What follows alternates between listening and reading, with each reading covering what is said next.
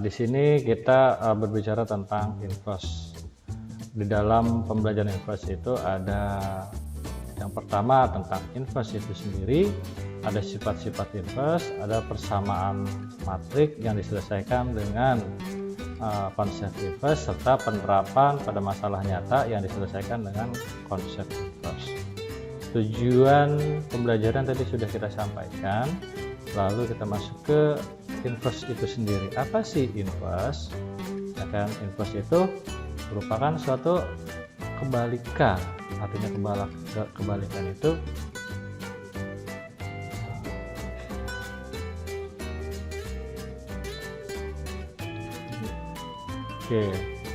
kebalikan artinya itu misalkan kalau di dalam inverse ini kan artinya bicara tentang perkalian.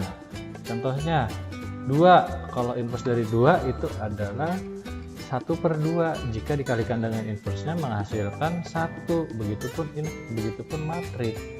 Matrik jika dikalikan dengan inverse-nya akan menghasilkan matrik identitas. Oke, itu inverse. Inverse dinotasikan dengan misalkan satu matrik A, maka inverse dari matrik A itu adalah A pangkat min 1. Nah, syarat suatu matrik memiliki inverse yaitu 1. Matrik itu merupakan matrik persegi. Berikutnya, di mana nilai determinannya tidak boleh sama dengan 0. Kalau misalkan nanti 0 itu tidak ada nilainya, jadi tak hingga. Menjadi 1/0 dikali adjoin ya, karena hasilnya itu tidak akan bisa dinyatakan dalam suatu bilangan yang nyata, itu yang jelas. Untuk menentukan inverse matrik, di mana jika ada suatu matrik A yang berordo 2x2 yang memiliki elemen A, B, C, D, maka inverse matrik A dapat dinyatakan sebagai berikut, yaitu A pangkat min 1 atau A inverse sama dengan 1 per determinan A dikali dengan adjoinnya. Oke, lalu apa itu determinan? Untuk determinan sendiri sudah kita pelajari sebelumnya, yaitu diagonal utama A dan D dikalikan lalu hasilnya dikurangi dengan hasil kali dari diagonal sekunder yaitu BC. Dikali dengan adjoin. Adjoin itu apa? Adjoin itu dimana posisi dari diagonal elemen yang menyusun diagonal utama yaitu A dan D posisinya bertukaran, lalu dengan diagonal sekundernya posisinya adalah dikalikan dengan negatif 1. Bisa juga kita tulis jika positif maka dia jadi negatif, atau awalnya dia negatif dia akan berubah menjadi positif, sehingga A inverse sama dengan 1 per AD min BC, yaitu nilai determinannya dikali dengan D min B min C dan A, itu merupakan adjoin. Berikutnya ada sebuah contoh, tentukan inverse matrik B yang elemen-elemennya adalah 2, 5, 1, dan 3. Oke, yang pertama langkahnya kita menentukan nilai determinan matrik B, yaitu 2 dikali 3. Siapa 2 dan 3? Ada yang bisa menjelaskan? Siapa nih 2 dan 3 siapa? Halo? Elemen diagonal utama, Pak. Elemen diagonal utama dari sini ya. Iya, Pak. Oke, dikurang dengan 5 kali 1. Siapa 5 dan 1? Elemen diagonal sekunder, Pak. Diagonal sekundernya di sini ya. Oke. Dimana 2 dikali 3 sama dengan 6, 5 dikali 1 sama dengan 5. Berarti nilai determinannya sama dengan 1. Berikutnya menentukan adjoin matrik B. Ya, adjoin matrik B. Perhatikan tadi adjoin itu bagaimana? Ada yang bisa menyampaikan apa itu adjoin matrik B? Adjoin itu apa? Halo? Elemen diagonal utamanya ditukar, terus elemen diagonal sekundernya dikalikan dengan 1. Oke, utamanya awalnya 2 dan 3 ditukar posisi menjadi 3 dan 2. Ya gitu kan? Iya. Iya gitu ya. Berikutnya diagonal sekundernya awalnya 5 dan 1 sama-sama positif atau plus. Nah, pada adjoin tinggal dikalikan min 1 jadi min 5 dan min 1. Itu adjoin. Maka langsung kita untuk menentukan inverse, di mana inverse itu 1 per determinan dikali adjoinnya. Determinannya sama dengan 1 dan ini adjoinnya. 1 per 1 sama dengan 1 ya. Jadi dikalikan dengan 1 hasilnya akan tetap. Maka nilai inverse dari matrik B sama dengan 3 min 5 min 1 dan 2. Oke. Berikutnya tentang sifat-sifat inverse matrik. Perhatikan, tadi dibahas sudah oleh kelompok 1, di mana awalnya adalah suatu matrik A. Lalu diinverskan lagi, dia menjadi A inverse. Lalu A inverse ini diinverskan lagi, maka dia balik lagi jadi A. Ya kan? Karena A dan A inverse ya saling inverse, jadi akan dia kembali lagi ke bentuk semula. Jika suatu inverse matrik diinverskan lagi, maka dia akan kembali ke bentuk semula. Oke, di sini dijelaskan suatu inverse matrik A kemudian diinverskan kembali suatu inverse matrik A, berarti ini ya A inverse, kemudian diinverskan kembali, berarti di sini ada pangkat negatif satunya, kembali ke bentuk semula yaitu matrik A. Oke, berikutnya sifat yang kedua, ada suatu matrik yaitu matrik A dan matrik B. Ya kan, jika suatu matrik A dan matrik B dikalikan, hasil kalinya diinverskan. Ya kan?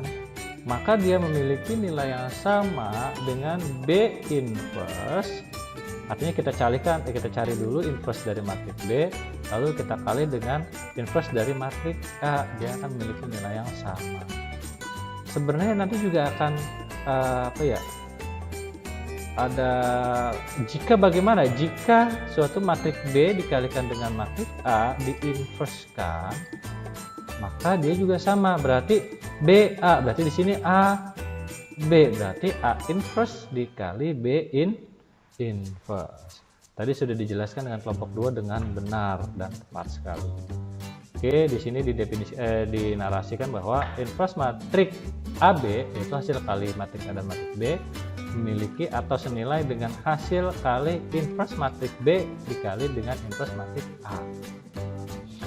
Pada sifat yang ketiga, di mana suatu inverse matrik A, ini suatu inverse matrik A dikalikan dengan matrik A.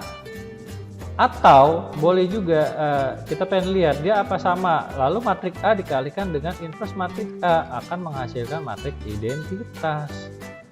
Gitu loh. Tadi dijelaskan oleh kelompok 3 bahwa dapat ditunjukkan bahwa jika A inverse dikali A itu sama dengan A dikali A inverse yang menghasilkan suatu matrik identitas. Berapa matrik identitasnya? Untuk ordo 2 kali 2, maka matrik identitasnya 1001. Pak, bagaimana sih Pak jika ordonya 3 kali 3, inverse-nya identitasnya itu bagaimana?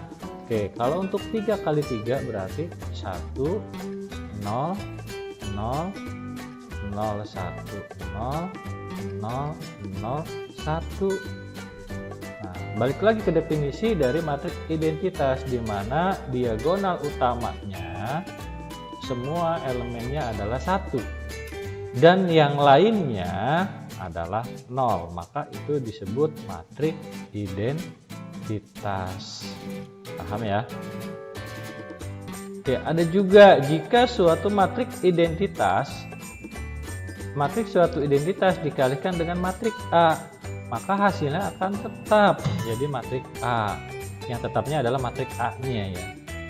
Atau sebaliknya, jika matrik A dikalikan dengan identitas, maka hasilnya akan tetap matrik A. Jadi disimpulkan berapapun matriknya jika dikalikan dengan identitas suatu matriknya, maka tidak akan berubah bentuk dan nilai dari matriks itu sendiri. Berikutnya tentang persamaan matriks. Oke, ada suatu persamaan, yaitu A atau matriks A dikali dengan matriks X itu menghasilkan matriks B. Maka untuk menentukan matriks X, ya kan, matriks A dikali matriks B sama dengan matriks B, matriks A dikali matriks X sama dengan matriks B, maka untuk menentukan matriks X berarti A inverse dikali B. Tertulisnya demikian. Lalu bagaimana bisa mendapatkan seperti ini? Kalau kita kemarin sih ya pada umumnya begini ya, 2 dikali 3 sama dengan 6. Maka 2 sama dengan 6 dibagi 3. Ya, bener nggak? Iya Pak. Nah, untuk untuk matriks tidak demikian. Jadi bukan A-nya yang dipindah. Atau misalkan A dikali X sama dengan B, maka X sama dengan B dibagi A. Kenapa nggak seperti ini? Kenapa? Ada yang bisa jawab? Ada yang bisa jawab? Kenapa seperti ini? Karena di dalam matriks itu tidak ada operasi pembagian. Tidak seperti ini, gitu ya. Maka untuk mencari X maka kita hilangkan atau rubah bentuk matriks A menjadi matriks identitas. Kenapa harus identitas? Karena nanti dikalikan dengan X tidak akan berubah. Nah, untuk menjadikan A menjadi matriks identitas, maka pada sifat yang keempat kita kalikan dengan inverse matriks A. Apabila ruas kiri dikalikan dengan A inverse, maka ruas kanan pun harus dikalikan dengan A inverse. A inverse dikali A sama dengan identitas, lalu ada matriks X, maka di sini matriks identitas dikali matriks B. Identitas dikali X, maka tetap X hasilnya, maka seperti ini. Oke ya, ada di sini tulisannya. Lalu untuk persamaan yang kedua, jika suatu matriks X dikalikan dengan matriks A menghasilkan matriks B, maka untuk menentukan matriks X maka sama dengan B dikali A inverse. Perhatikan posisinya. Ya, kalau yang pertama A inverse-nya ada di depan matriks B. Ya, kalau yang kedua A inverse-nya ada di belakang matriks B. Bagaimana? Oke, perhatikan. Karena A kali B itu tidak sama dengan B kali A. Artinya kan ini tidak bisa ya. Nah, kita udah ini tidak sama gitu loh maksudnya. Perhatikan, X kali A sama dengan matriks B. Untuk mendapatkan matriks X, maka matriks A-nya kita rubah menjadi bentuk identitas dengan mengalihkan dengan A inverse-nya. Gitu kan.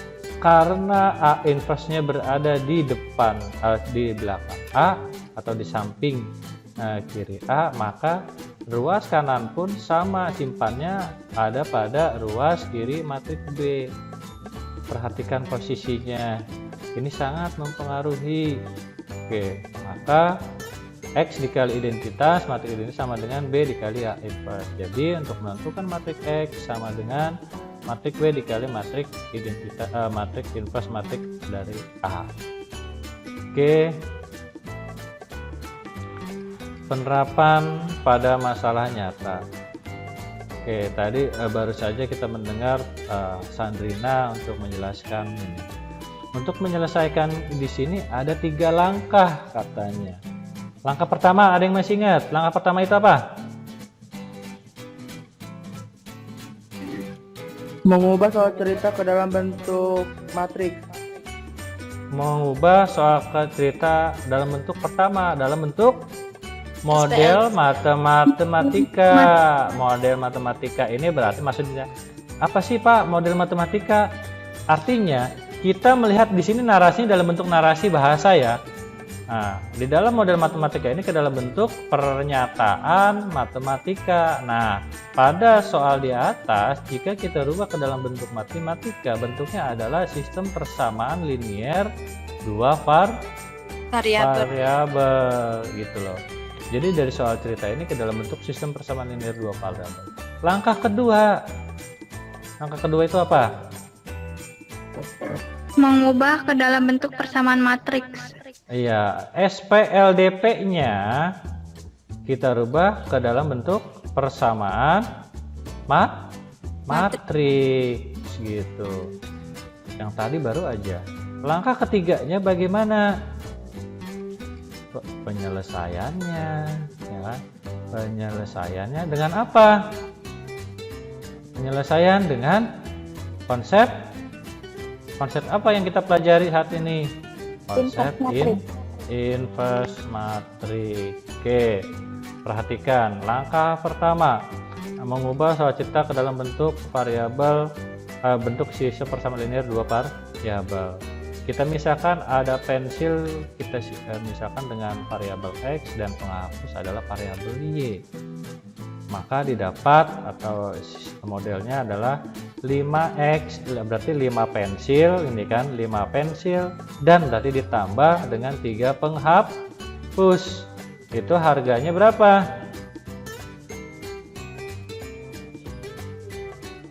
Oke, harganya 11.500 gitu ya kan. Berikutnya ini ada kesalahan ketik ya kan, ini sedangkan Susi membeli 4 pensil dan 2 ini ini membayar 9.000. 4 pensil ditambah 2 penghapus harganya 9.000. Nah, jika Dodi membeli 6 pensil dan 5 penghapus, berapa harganya? Artinya berapa yang harus dibayar? Artinya yang ditanya adalah berarti nanti kita mencari nilai 6x ditambah 5y, berapa di sini gitu kan. Oke, masuk kita ke langkah kedua, yaitu mengubah sistem persamaan linear ke dalam bentuk matriks. Tadi ini adalah suatu matriks koefisien. Matriks koefisien di sini adalah matriks variabel. Di sini adalah hasilnya. Oke, kalau kita misalkan ini adalah matriks A, ini adalah matriks X, ini adalah matriks B. Jadi untuk mencari matriks X, bagaimana? Nah, kita sudah tentukan tadi, langsung saja ya. Berarti A inverse dikali dengan B. Ya. Karena kita sudah cari di kegiatan 4 tadi. Langsung saja gitu kan. Oke, mengubah dalam bentuk matriks. Sekarang ada kesalahan. Oke, ini mengubah sampai ke dalam bentuk sama, ini salah. Ini salah ketik. Ini udah langsung penyelesaian, langkah 3 penyelesaiannya, di mana X dan Y yaitu inverse dari matriks 5, 3, 4, 2. Determinannya sama dengan 1 dibagi 10 min 12, 1 min 2 dikalikan dengan hasil kali dari adjoinnya. Di sini adjoin ya. Adjoin siapa di sini? Ini ya adjoinnya ya. Dikali dengan matriks hasilnya didapat di sini min 4000 dan minus 1000, sehingga jika dikalikan, kenapa ini dikalikan ini dulu lalu ini? Karena di sini adalah suatu perkalian skalar ya. Kalau perkalian skalar mau kita kalikan kapan aja boleh, itu boleh-boleh aja. Tapi untuk memudahkan kita kalikan antar matriks dulu aja. Karena nanti kalau misalnya kita perhatikan ini kan 1 per min 2 atau min setengah, dibagi 2 dibagi min setengah, min 4 dibagi min setengah, min 3 dibagi akan jadi pecahan. Maka dari itu kita kalikan antar matriks dulu, sehingga kita dapat nilainya adalah untuk harga pensil, untuk harga siapa X? Pensil ya, pensil 2000 dan penghapusnya 500. Sehingga Dodi harus membayar untuk membeli 6 pensil dan 5 penghapus sebesar 14.500. Oke, selesai. Terima kasih.